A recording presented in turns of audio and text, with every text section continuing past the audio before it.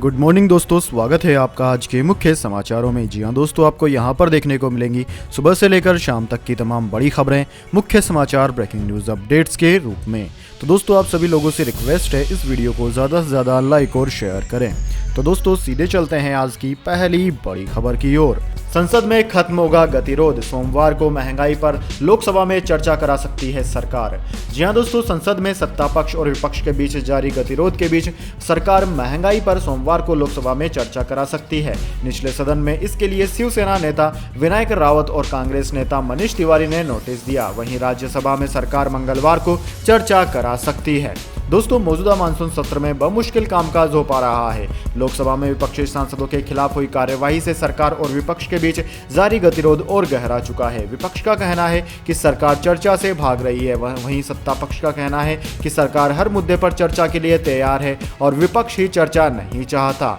आज भी दोस्तों लोकसभा और राज्यसभा की कार्यवाही जैसे ही शुरू हुई, महंगाई और अधीर रंजन चौधरी के राष्ट्रपत्नी वाले बयान पर जमकर हंगामा हुआ। इसके कुछ ही देर बाद दोनों सदनों की कार्यवाही सोमवार तक के लिए स्थगित कर दी गई है। दोस्तों, पिछले दिनों सांसदों के निलंबन और विजय चौक पर प्रदर्शन कर रहे सांसदों को हिरासत में लिए जाने के बाद कांग्रेस नेता राहुल गांधी ने ट्वीट कर निशाना साधा था और चर्चा से बचने का आरोप लगाया था। उन्होंने कहा था कि सिलेंडर 1053 रुपए का क्यों हो गया है, दही अनाज पर जीएसटी क्यों लगा दिया, सरसों का तेल 200 रुपए के पार क्यों चला गया। महंगाई और बेरोजगारी पर सवाल पूछने के अपराध में राजा ने 57 एमपीज को गिरफ्तार और 23 एमपीज को निलंबित कर दिया। राजा को लोकतंत्र के मंदिर में सवाल से डर लगता है, पर तानाशाहों से लड़ना हमें बखूबी आता है। इसके बाद दोस्तों, अगली बड़ी खबर। रेड में जब्त अकूत केश, गोल्ड गाड़ी फ्लैट, अर्पिता को वापस मिलना है मुश्किल। जी हां दोस्तों, शिक्षक भर्ती घोटाले में परिवर्तन निर्देशालय यानी कि ईडी का अर्पिता मुखर्जी पर शिकंजा कसता जा रहा है। जैसे जैसे वक्त बीतता जा रहा है, वैसे वैसे ईडी को अर्पिता के कई राज की जानकारी मिल रही है। 50 करोड़ रुपए से ज्यादा का पर्दाफाश हो चुका है। दरअसल दोस्तों, अर्पिता मुखर्जी के घर से पहले ईडी ने नोटों का जखीरा बरामद किया। फिर जांच आगे बढ़ी तो एजेंसी को अर्पिता के 4 फ्लैटों की जानकारी मिली और फिर ईडी को अर्पिता की लग्जरी कारों का पता चला है। हालांकि जांच एजेंसी उन कारों तक पहुंचती उससे पहले ही वो कारें गायब हो गई। अर्पिता की यह चारों कारें उनके डायमंड सिटी कॉम्प्लेक्स से गायब बताई जा रही हैं। दोस्तों, ये 4 कारें Mercedes Benz, Audi A4, Honda CR-V और होंडा सिटी है। इनमें से 2 कारें, एक होंडा सिटी और दूसरी ऑडी, अर्पिता मुखर्जी के नाम पर है। जांच एजेंसी इन कारों की तलाश में सीसीटीवी फुटेज को खंगाल रही है। इसके बाद दोस्तों, अगली बड़ी खबर। बच्चों को दूसरे पति का सरनेम दे सकती है मां, सुप्रीम कोर्ट ने कहा। पिता की मौत के बाद मां को बच्चों का सरनेम बदलने का है हक। जी हां दोस्तों, पति की मौत के बाद मां अगर दूसरी शादी करती है तो वो अपने बच्चों का सरनेम तय करने की हकदार है। मां यानी कि दूसरे पति का सरनेम अपने बच्चों को दे सकती है। शुक्रवार को सुप्रीम कोर्ट के आंध्र प्रदेश हाई कोर्ट का फैसला पलटते हुए यह फैसला सुनाया। सुप्रीम कोर्ट में यह केस आंध्र प्रदेश की अकेला ललिता ने दायर किया था। ललिता ने 2003 में कोंडा बालाजी से शादी की थी। मार्च 2006 में उनके बेटे के जन्म के 3 महीने बाद ही कोंडा की मौत हो गई थी। पति की मौत के 1 साल बाद ललिता ने विंग कमांडर अकेला रवि नरसिम्हा शर्मा से शादी की। इस शादी से पहले ही रवि नरसिम्हा का एक बच्चा और था। ये सभी एक साथ रहते हैं। जिस बच्चे के सरनेम पर यह विवाद है उसकी उम्र 16 साल और 4 महीने हो चुकी है। इसके बावजूद ललिता के सास ससुर ने बच्चे का सरनेम बदलने पर विवाद खड़ा कर दिया था। इसके बाद दोस्तों, अगली बड़ी खबर। 24 घंटे में ट्वीट हटाएं, स्मृति ईरानी की अर्जी पर कांग्रेस के 3 नेताओं को हाईकोर्ट का समन। जी हां दोस्तों, स्मृति ईरानी की ओर से दायर मानहानि के मुकदमे पर दिल्ली हाईकोर्ट ने कांग्रेस नेता जयराम रमेश, पवन खेड़ा और नेट्टा डिसूजा को समन जारी किया है। स्मृति ईरानी ने अपनी बेटी के खिलाफ इन तीनों नेताओं की ओर से लगाए गए आरोपों के चलते दिल्ली हाईकोर्ट का रुख किया था। हाईकोर्ट ने इन कांग्रेस नेताओं को 24 घंटे के अंदर सोशल मीडिया पर की गई अपनी टिप्पणियों को हटाने को कहा। अगर वो टिप्पणी नहीं हटाएंगे तो सोशल मीडिया प्लेटफॉर्म इन टिप्पणियों को हटाए। स्मृति ईरानी ने मानहानि का आरोप लगाते हुए 2 करोड़ के हर्जाने की मांग की है।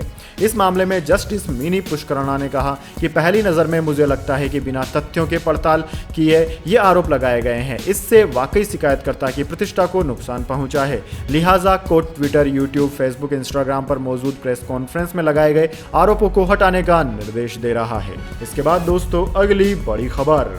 Commonwealth games 2022। कॉमनवेल्थ गेम्स में लवलीना ने मचाया बवाल, बीच में ओपनिंग सेरेमनी छोड़ना पड़ा भारी। जी हां दोस्तों, ओलंपिक कांस्य पदक विजेता भारतीय मुक्केबाज लवलीना बोरगोहेन को राष्ट्रमंडल खेलों के उद्घाटन समारोह को बीच में ही छोड़ना महंगा पड़ा, क्योंकि इसके बाद वह करीब 1 घंटे तक फंसी रही।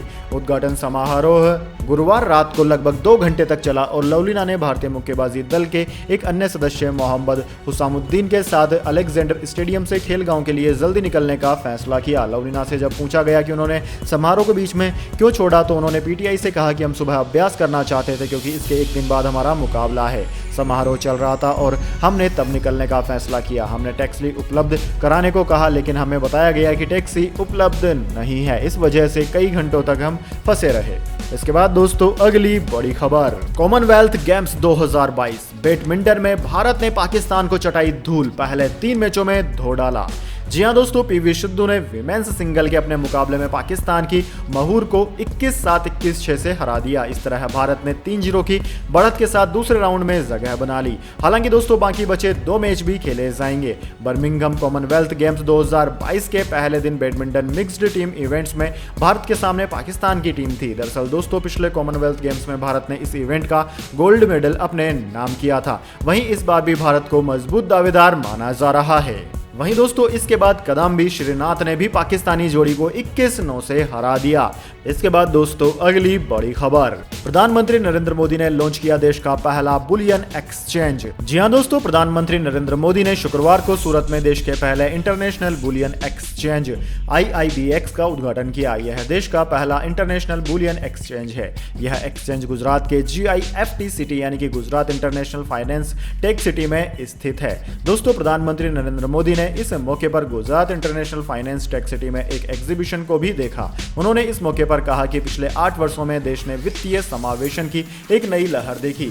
यहां तक कि गरीब से गरीब भी औपचारिक वित्तीय संस्थानों में शामिल हो रहे हैं। आज जब एक बड़ी आबादी फाइनेंस से जुड़ गई है, यह समय की मांग है कि सरकारी संगठन और निजी खिलाड़ी एक साथ आगे बढ़े। दोस्तों आपकी जानकारी के लिए बता दें, गांधीनगर के इंटरनेशनल बुलियन एक्सचेंज कई तरह के प्रोडक्ट्स, पोर्टफोलियो और टेक्नोलॉजी सर्विसेज ऑफर करता है। इसकी खासियत है कि इसकी लागत से दूसरे एक्सचेंजों और विदेश के एक्सचेंजों के मुकाबले काफी कम है।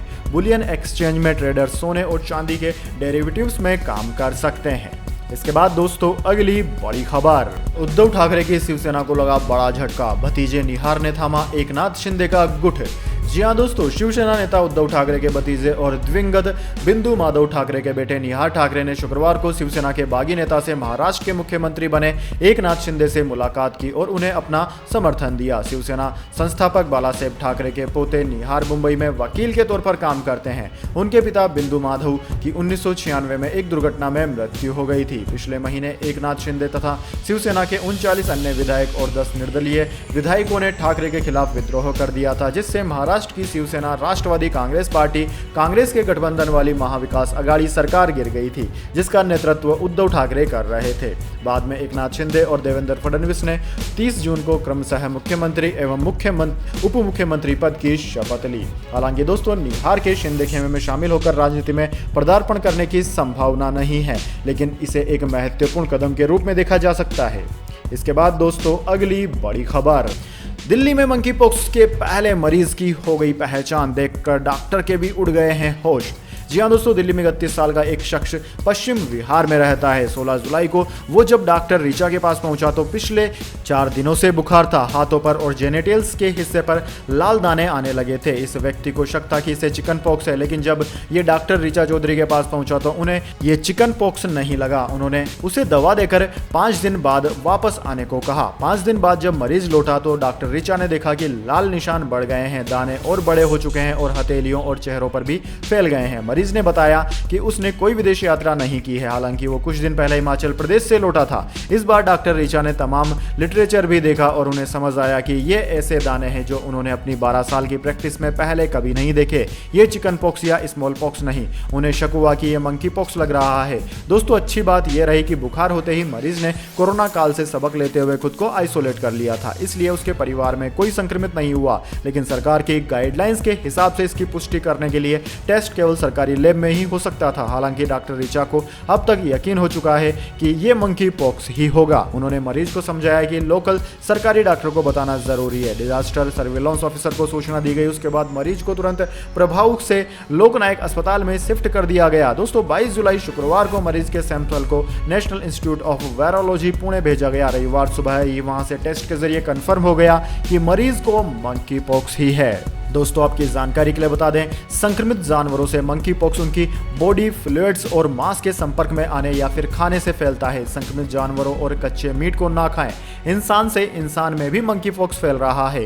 संक्रमित व्यक्ति की स्किन और सलाइवा जैसे कि बॉडी फ्लूइड्स से ये फैल सकता है। जिस व्यक्ति को मंकी पॉक्स है उसके बिस्तर, तौलिए और कपड़ों को छूने से भी संक्रमण हो सकता है। दोस्तों 21 दिन तक इन सब से दूर रहना चाहिए। 21 दिन बाद जब कपड़ों को डिसइंफेक्ट कर लें या फेंक दें तब ही उन्हें इस्तेमाल करना चाहिए। इसके अलावा गर्भवती मां से बच्चे को भी मंकी पॉक्स हो सकता है। इसके बाद दोस्तों अगली बड़ी खबर।